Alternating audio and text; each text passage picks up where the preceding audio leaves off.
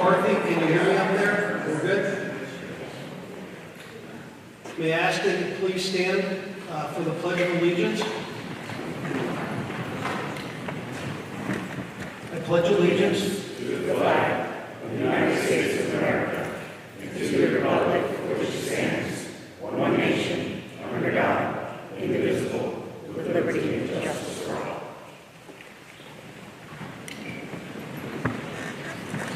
Thank you. Welcome to those here and those who are watching at home. Thank you for taking time to participate in our first forum. Monthly forums will be planned to address topics of importance throughout the school year. Council Rock takes safety and security very seriously and is responsive to concerns of the community. Safety and security is the number one concern that arose through the survey that was issued by the Bucks County Intermediate Unit working with our school board in going through the selection process of the superintendent. Not only is safety and security the number one topic on the minds of the people in our community, it's the number one topic on our mind as well. This first forum is focused on support systems and management in place to protect the health, safety, and welfare of all of our students and all of our staff. Our main objective tonight is to educate and inform our community. Tonight we will hear from experts from within and outside of our district. We're here to answer pertinent questions, but please know we will not compromise anything internally by answering questions or discussing anything public with you tonight. I'd like to thank our security manager, Bill Rick, who will be retiring. Bill has spent 20 years with us or more as the Council Rock security manager. Bill actually is the first and only security manager that Council Rock has ever had. I would like to thank our 4 police chiefs and the 4 police departments who serve our community, as well as all of our first responders, and thank them for our monthly meetings where we get to collaborate, brainstorm, and problem solve together. I'd like to thank our school board for endorsing this idea of our first forum and the idea of public forums moving forward. Council Rock is poised to introduce to the community a new security manager, a man by the name of Mr. Don Mahalik. Don is unable to be with us tonight, but his work with the district will begin on Monday. Don's expertise, both locally and nationally, is extensive. He has a deep knowledge how to plan, develop, and implement security measures for organizations of all sizes. Don has served in the United States Coast Guard Reserve as lieutenant. He served with the United States Park Police. He served as a SWAT team member and a field training instructor. Don has also served with the United States Secret Service. He has initiated and developed threat assessment analysis at the federal, state, and local levels. Currently, Don is the executive director of the Federal Law Enforcement Officers Association. We are confident that Don will use his talents to help us ensure the safety and security of our students and staff. I would also like to thank the cabinet team who put together this presentation for you tonight and for our community, and a high point in thanking Mr. Al Funk, our Director of Secondary Education, as he is the one who organized the entire event as well as planned it. And with that, I'm going to introduce to you Mr. Al Funk, Director of Secondary Education.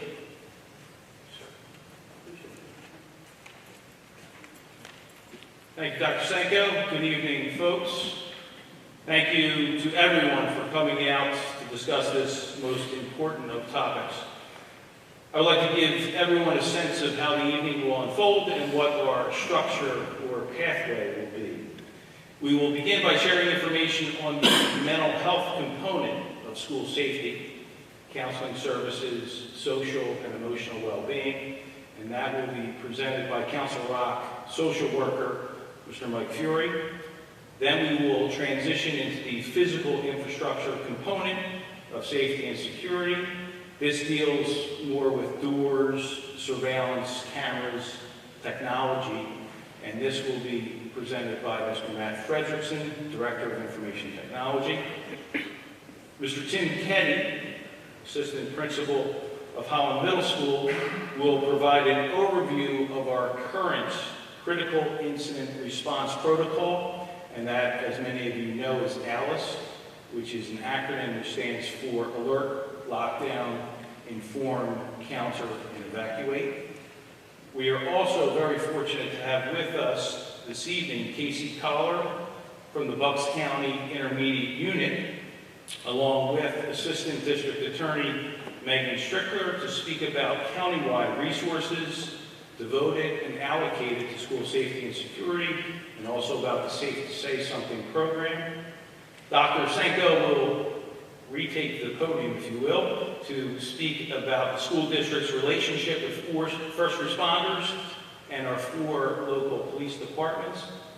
And finally, we will review questions submitted by the public and do our best to provide some answers and some insights. Hopefully everyone leaves this evening with a broader understanding of the programs and protocol Council Rock has put in place to promote the care, welfare, safety, and security of each individual within our school communities. So, without further ado, I give you school social worker, Mr. Mike Fiore. Hi, everybody. So, if you guys look at the slide, it was actually designed pretty well. The people on the left, they're the people in Council Rock that are with your kids all day, helping your kids if they're having a struggle. People on the right are the bridge into the community that we coordinate with. So I'm going to break it down a little bit more for you. I'm a school social worker. There's only 3 of us in the district. So we do a lot of consulting and work with all of our other people services staff to coordinate situations and help families in the community bridge to outside services. I'm sure if any of you have tried to get your kids counseling during COVID, I'm sure you would nod and say that it's been very hard. So thankfully, that's what we do all day. So we know how to sort of help you bridge into the insurance companies and how to manage it, how to get special insurance, things like that. So we work on that with families all the time. We have a guidance counselor in every school.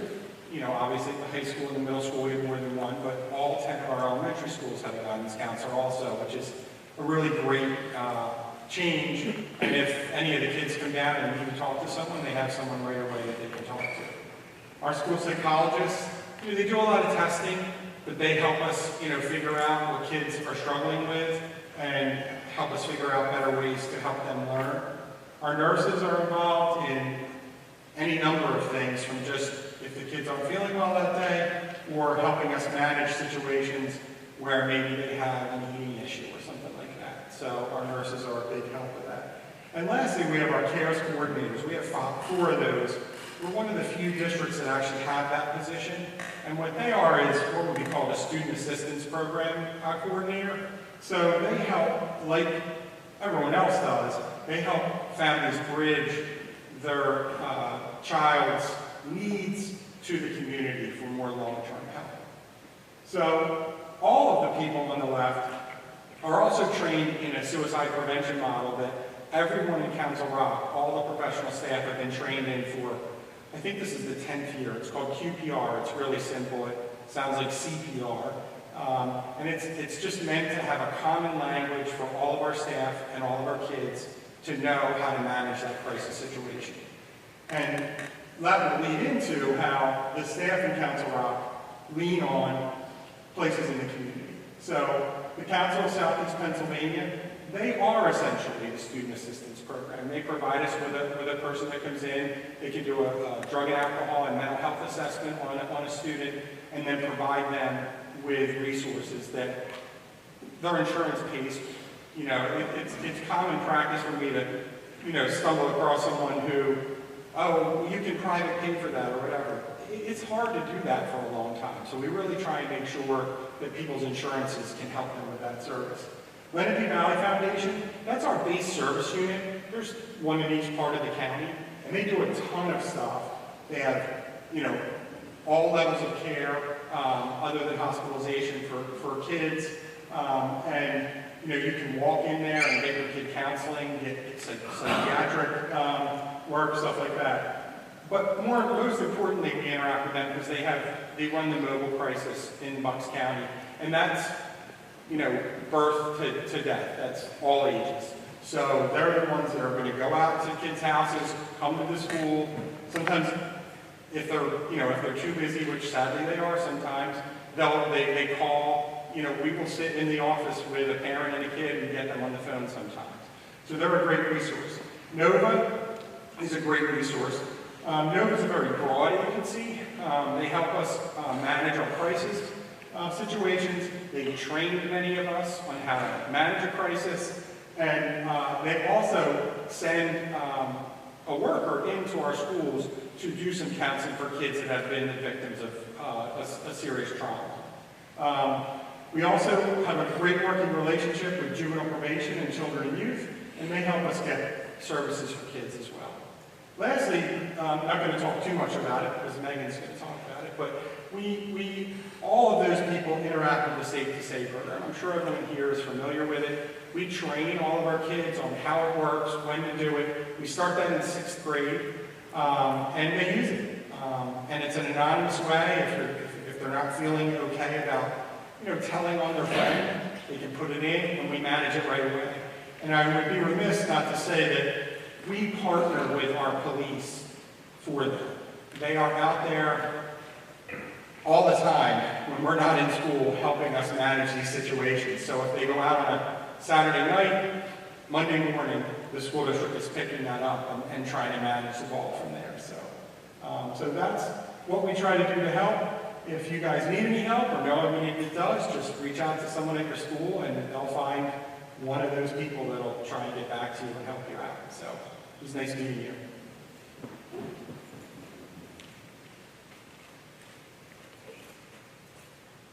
So I get to talk about the fun stuff that I can't talk about. So some of the things we've done, we take safety and security very seriously. From a technology standpoint, we've tried to implement what are considered best practices across the district. And the information for best practices come from our local law enforcement agencies, subject matter experts, and later Kasey will talk about some of the sources that the IU offer. They have a lot of great resources that we've leaned on in the past. All of our buildings now are set up with what we consider storefront entrances, vestibules that lock. So individuals can come into a dry, warm area, but they can't come into the school unless they're buzzed in by the secretary. We have single point of entry systems in our buildings. They've all converted to that. During the beginning of the school and at the end of the school, there are entrances that the staff come in and out of, but we keep the children coming in the same entrances all the time. We do have a lot of surveillance cameras in the district, a lot of surveillance cameras in the district, and we have modern systems that are used to monitor common areas in the buildings. All of our teachers have key fobs, which they can use to get in and out of the buildings. And not every building has it, not every door in every building has a key fob. Some doors during the day are locked all day and you can't get in. But we do have key fobs generally located around the building that are convenient for teachers to get in and out. As far as visitors coming into the building, we use something called the Raptor system. And that does a background check on people when they come in the first time. You have to give them your driver's license, it scans them and does a lookup.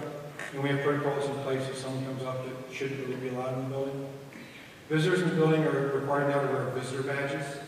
And the staff has been trained if they see someone who doesn't have a visitor badge, they're to question them and then report that to the office.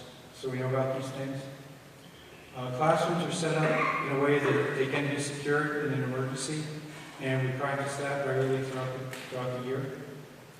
On the exterior of the buildings, and the fire departments have been very keen on us doing this, we now have a consistent numbering system, so that if there's ever an emergency in the building, we can give them a number, and they know what part of the building to go to. And that's consistent across all the districts throughout the county, and I believe it's something that they're trying to establish nationwide. And we also have a very robust cybersecurity program.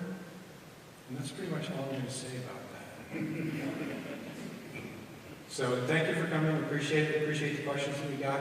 And we'll get to some of the ones that have to do with this later in the program.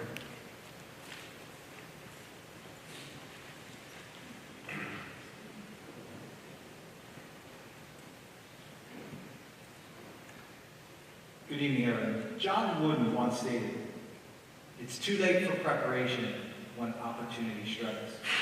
Now, I'm fairly confident that Coach was not anticipating his words being used in the community discussion of potential critical incidents. However, I do think it's an apropos quote to initiate Council Rock School District's dedication to school safety and ongoing training for critical incidents that may occur. ALICE is an option-based response strategy to survive critical incidents. The strategies taught are intended to increase survivability by empowering individuals to participate in their own survival.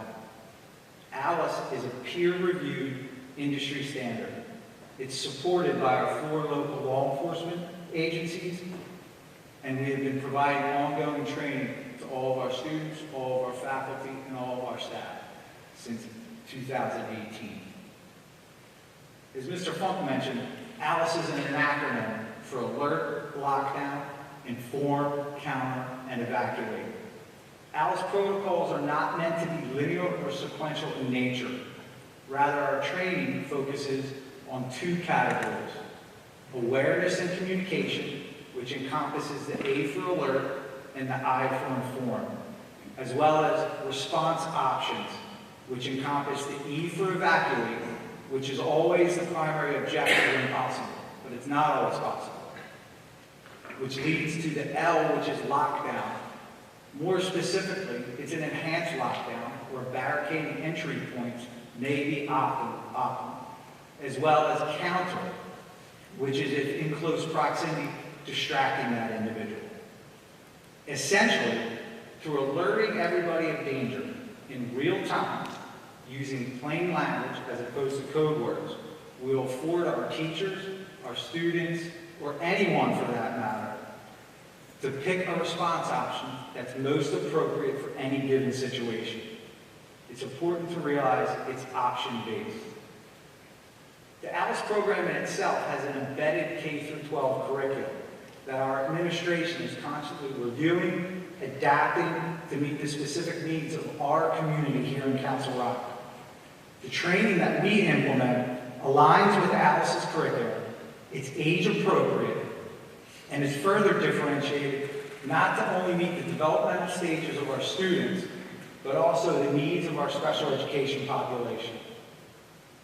It's also really important to note that all of our ALICE training and drills are developed from a trauma-informed approach.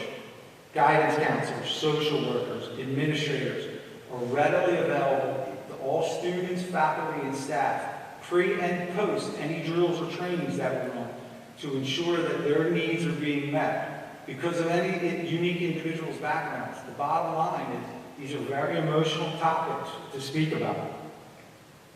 Grades K through 3 are educated differently than 4 through 6, which is different than our middle levels, which is then different than our high school. Why? Because that's what's most appropriate. Our younger students learn through story, through teacher-directed activities. Our older students are more active in their participation and in that decision-making process. The common threads of this comprehensive approach are to teach what are known as situal awareness. Be in tune with your environment. Understand where you are so that you have the best information by employing a response option that's based on the information that you have. The good part about ALICE is these skills are very effective within schools, but also generalizable to all places outside of school. Discussing critical incidents can be very difficult, yet relevant and important topic. I was recently speaking with a colleague, and they were questioning whether they were prepared to actually, if something actually was to happen throughout the school year. Throughout that conversation, I reminded her of her ALICE training. I reminded her of her 5 years of conversations that she has been having currently with her students. I reminded her that through administrative prerogatives, through speaking to administrators and fellow colleagues, they've discussed different options. As a district, we are very more prepared for dealing with any type of critical incident now than we were post that 2018 rollout of Alice. What we spoke about was know your environment, stay committed to what response option that you chose, and that's how Alice is going to help us save our students' lives. Thank you.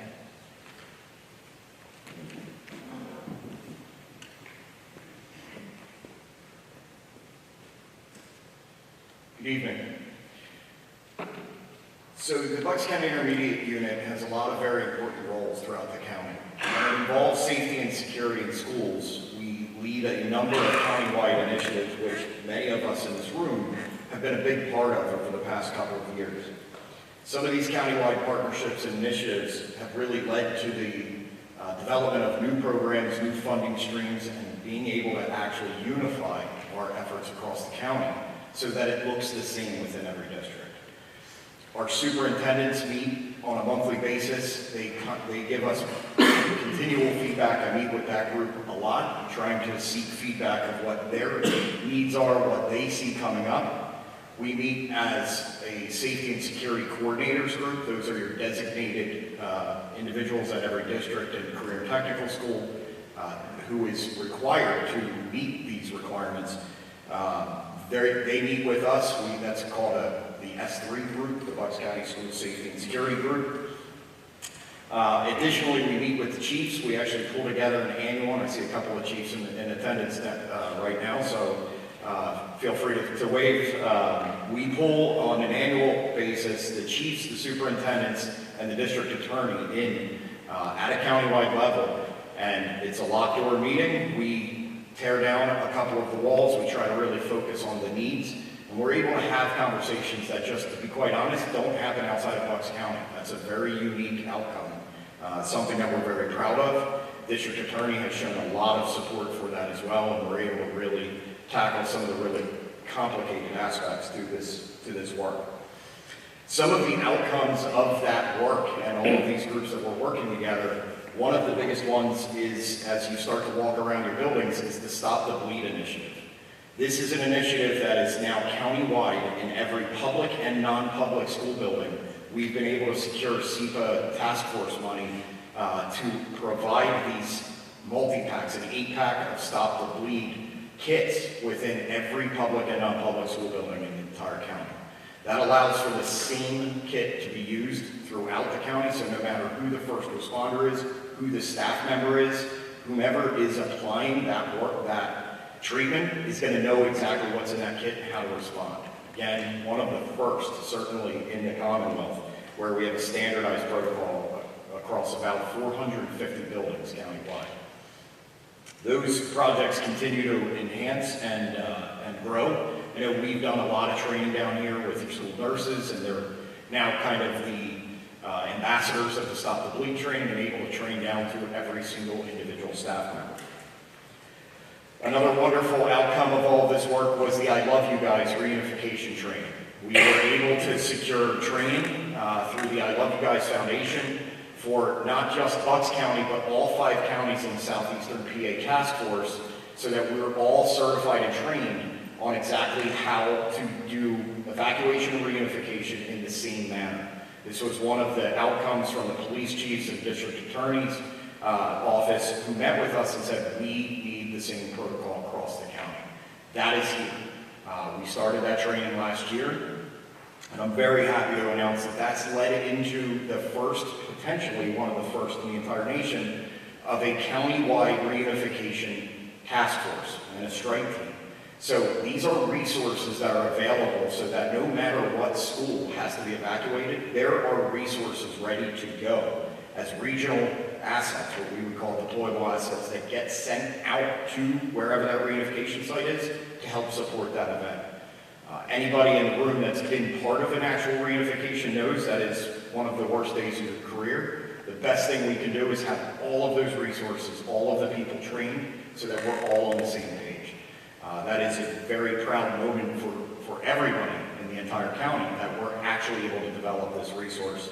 And Council Rock is by all means a huge partner within that group, sending numerous people to the Strategic Planning Committee and to the task force trainings.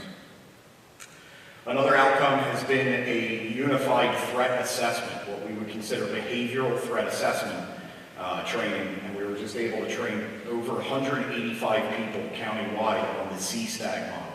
Others call that the Virginia model. This is a unified model for threat assessment, so that when a student or an employee makes a threat towards themselves or somebody else, there's actually a common protocol to assess that threat and be able to handle it. One of the other big pieces that the IU provides is that we serve as liaison to the Bucks County Emergency Operations Center. So anytime there's major storms, I've spoken to a number of your administrators during major storms last year. Coincidentally, almost the same date last year when we started seeing some tornadoes spinning up in our county. It allows for a unified effort and streamlined communication between the county resources and what happens in the districts. Whether that's whether there's a direct impact to your district or an indirect impact. Even the tornadoes in Ben Salem have indirect impact because we have families, we have staff, we have everybody else that's affected.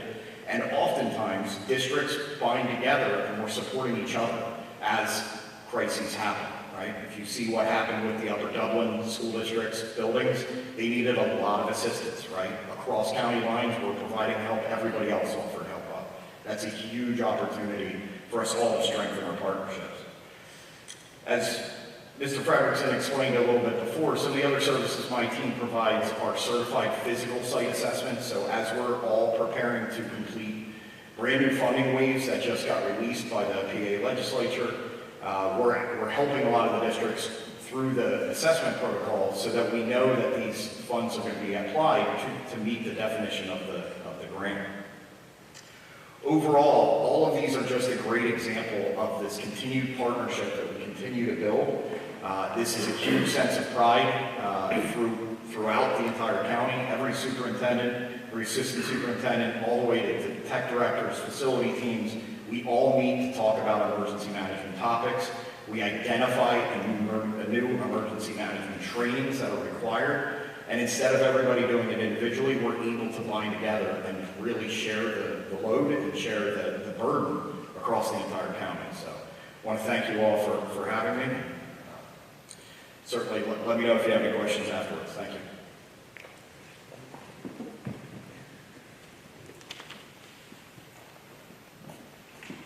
All right, so what in the world is a deputy district attorney doing here to speak with you folks tonight? My name is Strickler. I've been with the DA's office for about 8 years now. My boss couldn't be here tonight. And when I was asked to speak at this and I found out the topic, there were several things that I wanted to touch on. Mike covered a lot of them. There he is in the back. We in the district attorney's office partner with the exact same partners that Mike mentioned for Council Rock, juvenile probation, children and youth, the Network of Victims Assistance, which is NOVA, Lenape Valley, and the Council of Southeastern Pennsylvania. Normally my face or one of my colleagues' faces is the one that you will see after something has broken down with school safety, after something has happened. A lot of what we do in the district attorney's office is reactionary. But I know that a main priority and a main mission of our office is prevention, and to make sure that my face is not the one that any of your children has to see at the end of the day. So with the interplay of mental health issues and drug and alcohol issues with the criminal and juvenile justice systems, there are a lot of safety aspects at play. What I've been asked to speak to you about is something called the Safe to Say program. Safe to Say was a program mandated by the General Assembly, Commonwealth, in 2018. I won't bore you with the statistics. But as of January of 2019, this program that is administered through the Pennsylvania Office of the Attorney General created a platform which has a twofold mission. Number one, training not only students, educators, faculty members, on how to spot problematic issues.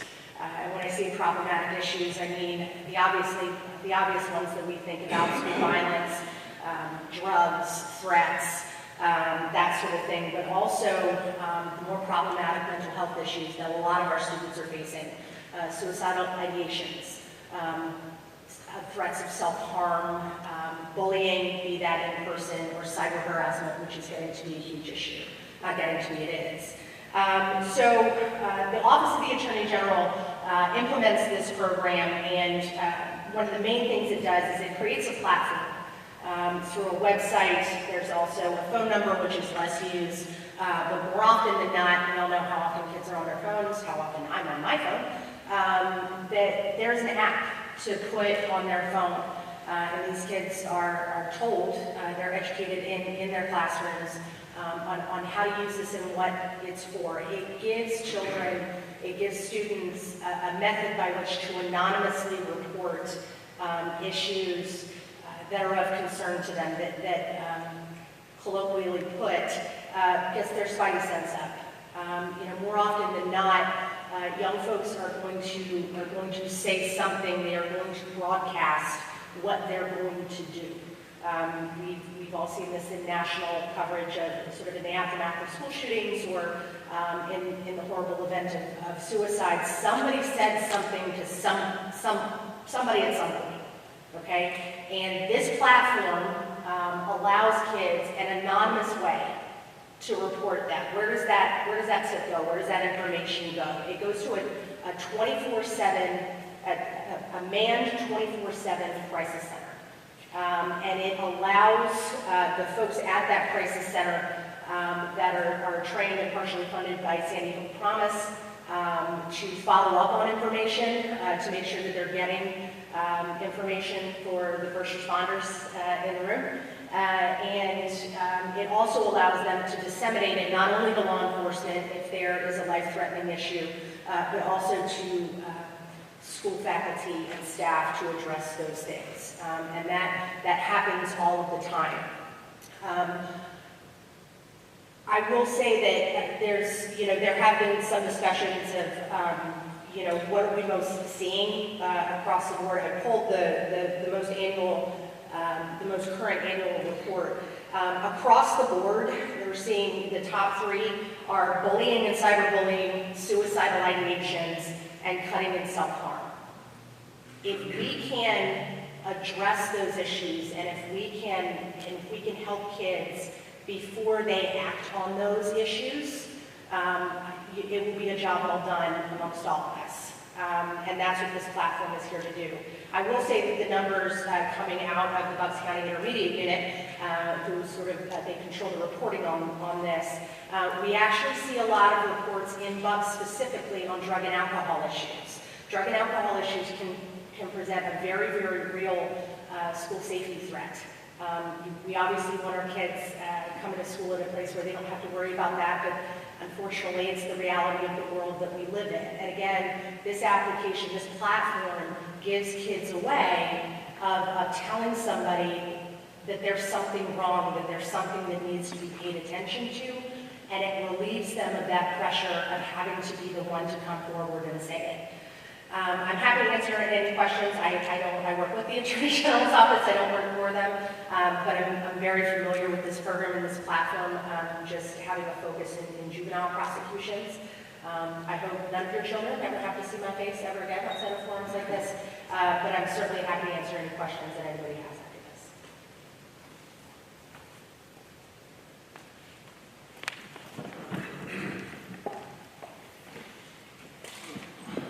Thank you, everyone. And just to add a little bit to what Megan said there is a 24-hour reporting system with that safe to say, and as soon as something is reported, myself and 4 or 5 other people in the district get an immediate notification, and Mike mentioned this earlier as well. It doesn't matter the day, the time, the night, the time. Mike and I were collaborating with our local police department on December 24th of this last year with a case. So our social workers received this information, I received this information, and Mr. Funk and Mrs. Crawford will soon be receiving this along with Mr. Mahalik when he joins us. So every Safe to Say report that is submitted regarding Council Rock, we immediately receive that information. I think it's important to point out that we are very fortunate and we enjoy the opportunity to work closely with our local police departments. We, at our high schools, we have a school resource officer at Council Rock North, and we have a school resource officer at Council Rock South that develop relationships with our students and our staff every day. They're known to the kids and the staff.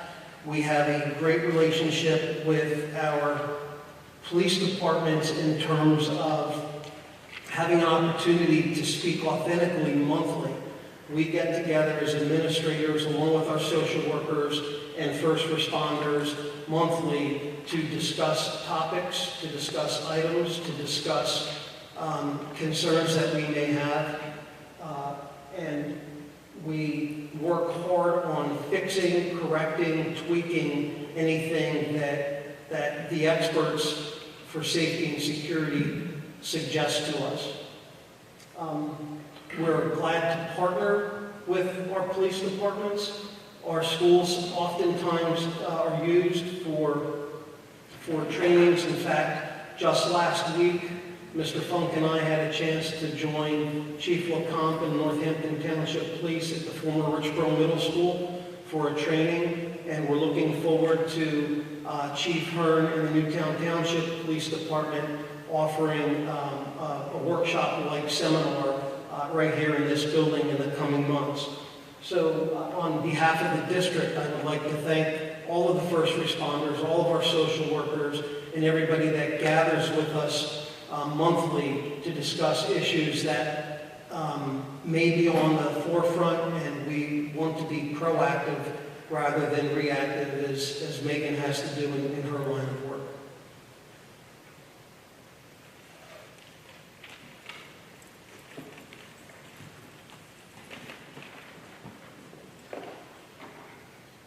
So we received 22 emails in response to this forum.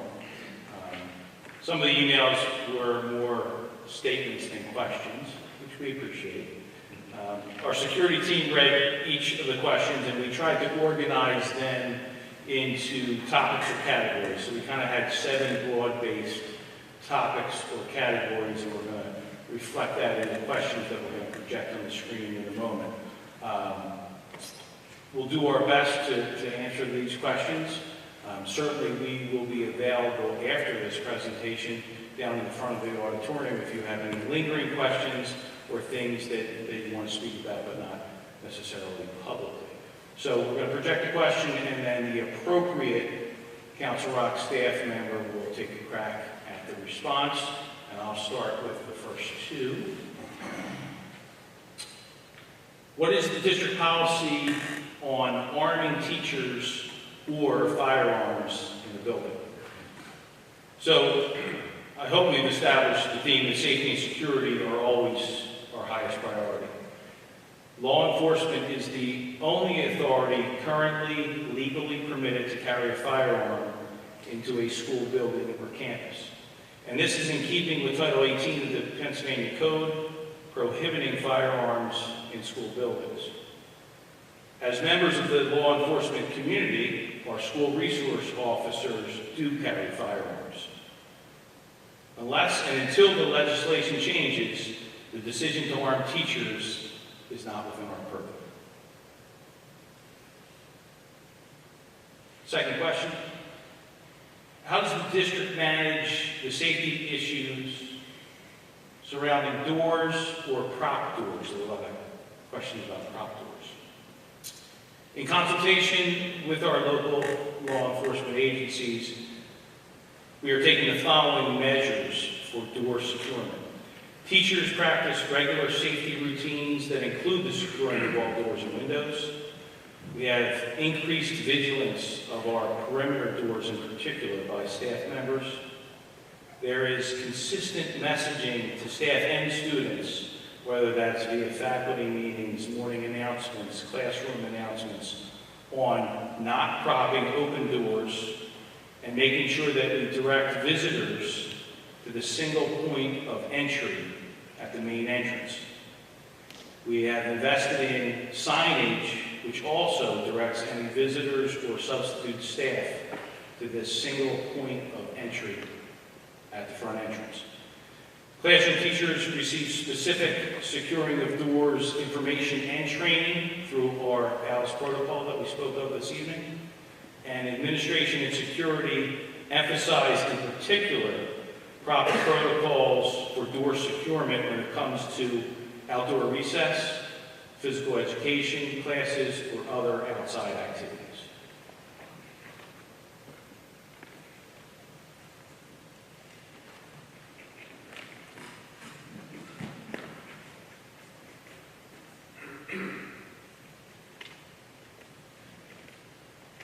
So how does the school district train our special needs student population and safety protocols? As mentioned when I was speaking about ALICE, that is a common practice. All of our safety and emergency plans are differentiated to meet the needs of all of our students. As educators, we frequently discuss how parents know their child best. Special education teachers and their respective custodians hold that responsibility within the buildings and do a fantastic job of accommodating and modifying all levels of security measures, whether that be a fire drill and or even the ALICE protocols. We recognize that our high incidence population students are some of our most vulnerable population that we have, and take every measure possible to ensure that their needs are being met and that the proper protocols are put in place for all of our students.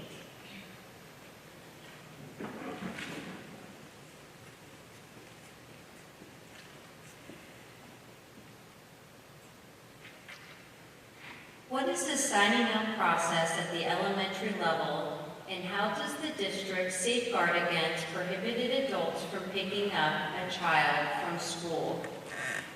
First and foremost, I want to stress that our front office staff know our students and families very, very well. Students are expected to have a note when there is a change of dismissal. When they do not, the front office will then call home to ensure and confirm what that change dismissal plan will be. If anyone other than someone listed in the emergency contact section in the student's form online shows up to the school to pick up the child, we then again confirm if that adult can pick up the child by directly contacting the parent. The student will not be released to anyone who is not on the emergency contact list without first getting a confirmation directly from the parent. Once it is clear that that adult can pick up the child, we then take the ID and follow the typical dismissal sign-out procedures for that student. It's also important to stress that there are times where there may be some very difficult and challenging custody issues that arise, and it's important to reinforce that all custody issues and any particular sign-out procedures that the front office staff need to know about, there is an alert in the system. So if there's any question about someone picking up, they know that there's a custody issue, that's already in the system when someone in the front office staff checks on that situation. So that's just another piece to reinforce safety for our students. Thank you.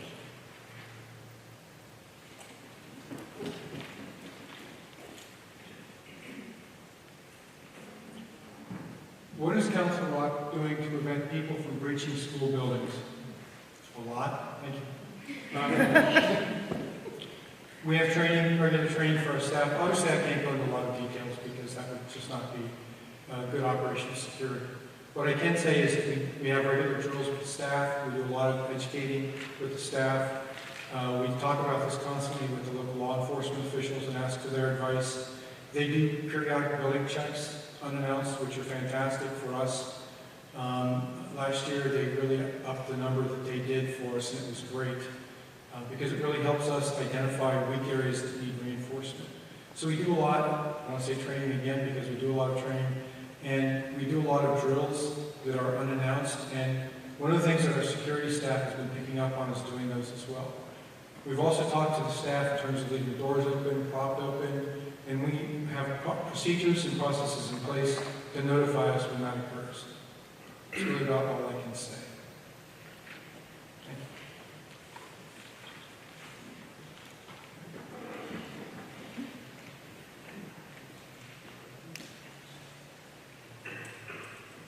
What is the process for keeping contractors separated from staff and students during construction projects? First and foremost, it's important to point out that all contractors that are on site during a construction project, all clearances have to be submitted ahead of time. Contractors are never in the same space as staff and students. There are ways to ensure that this happens, and one particular way is that they do build partitions from floor to ceiling to ensure that there is a barrier between the work that they're doing and learning that's taking place. I also know from experience how helpful a project manager that is running the job is to have on site. And those project managers know the project, know the school, are in constant communication with the building principal and the district administration, and that also is very helpful in ensuring that all protocols and rules are being followed by our construction workers. Finally, which you've heard a lot tonight, our police are a very important presence that continue to happen during these construction projects.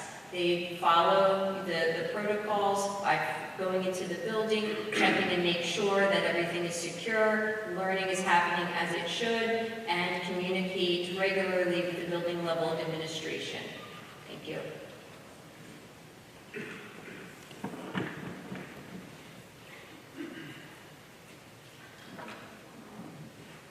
How does Council Rock balance making schools feel warm and welcoming while keeping them safe? So I thought I would put this as a, what does it look like? How do we balance making schools feel welcoming and warm while keeping them safe? It really sums up our forum tonight. That's what we're aiming to do. That's what we're aiming to do for each of our students, each of our staff, and our entire community. Every person in attendance here tonight wants a safe, welcoming, uplifting environment where kids can learn and grow. The basic one for our staff, it's the same thing. And the balancing of this takes effort, planning, practice, and a lot of conversation and continual drilling. We have to provide insight into the visible, which we're trying to do tonight for you, and the not so visible, the things that Matt skirted around, measures that are in place for the safety and support of our students. And what does that look like for Council Rock? It looks like practicing safety routines that are age appropriate and ability appropriate, like Tim Kenny spoke to you about. It looks like checking in on families in crisis and students in crisis. It looks like connecting with students and families and having meaningful relationships so that students have a trust with the adults and they can relate to the adult. It looks like working with the community to provide support and help, and you heard repeatedly tonight about the supports Council Rock has right here in our community and across Bucks County. And it looks like, for all of us, having a shared responsibility and stepping up and stepping in to keep our students first always. It really is a team effort, and it is something that is at the forefront of all of our minds. So I'd like to thank you all again for being here tonight, for those watching from home. Your participation in this conversation and your shared questions, we hope we captured them in the buckets that Al Funk described to you. We spent a lot of time sifting through them, and hopefully we captured them.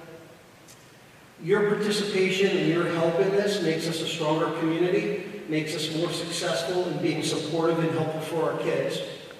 I would like to say to you, I know Megan mentioned something earlier about the cyberbullying that's taken place. That happened to be number 2. Bullying happened to be number 2 on that same survey that our board had the Bucks County Intermediate Unit push out in the superintendent selection. And we will be covering that topic in a similar forum on Thursday, September 29th at Holland Middle School. We will again start at 7 p.m. It will be live streamed. The public is welcome to attend. And our title for that event will be Courage versus Conflict, Bullying and Harassment. Each of these speakers that were here tonight, each of our cabinet and our board members and our law enforcement and parents, thank you so much for being here. If you have specific questions or anything that we did not cover tonight, we are happy to stick around for a few minutes and speak with you individually and independently. Thank you all for being here, and thanks for making this an important issue in our community.